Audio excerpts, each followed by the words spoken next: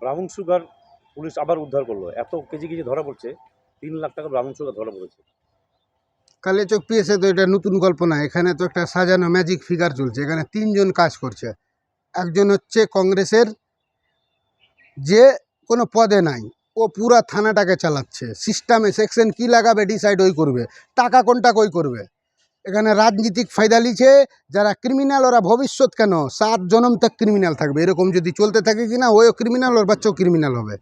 ধরছে রাজনীতিক দল, ধরাচ্ছে রাজনীতিক দল, হ্যাঁ, বিচে পুলিশের জেব ভরছে, পুলিশের পকেটে উচ্চা হয়েছে, পুলিশও ফায়দা চাইছে। তো ফায়দা কে না চাইবে বলো? আমার জেবে যদি টাকা না ঢুকে তো আমি কি তো ক্রিমিনাল সাফা করবো?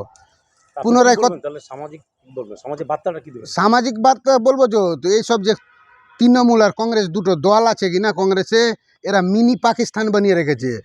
কালিয়াচকে একটা নিজস্ব আইন চলছে, বড় বড় ব্রাউন সুগার ধরা পড়ছে, 195-এর সেকশন দিচ্ছে।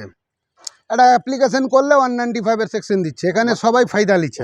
আর ওখানকার মানুষ কি বলবো? ওখানকার মানুষ তো চালাই না, পুরা যে রাজনৈতিক দলে বসে সব তো ক্রিমিনাল বসে আছে, ওরা মদত করছে তো ক্রিমিনালকে।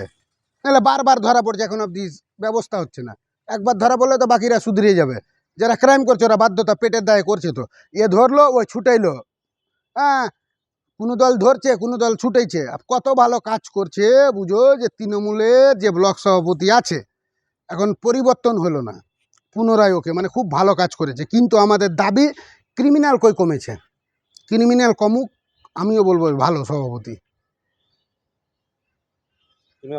ক্রিমিনাল বাড়ছে, দেখতে তো পাচ্ছেন, ক্রিমিনাল প্রত্যেক দিন। ব্রাউন সুগার, জাল টাকা, অপহরণ, কিডন্যাপিং, মার্ডার, আবিজাবি খুলে আম চলছে। তো নাম কালিয়াচক পিএস। কালিয়াচকের চাকরি লওয়ার জন্য তো পোস্টে ঘুষ দেওয়ার চাকরি নাই তো।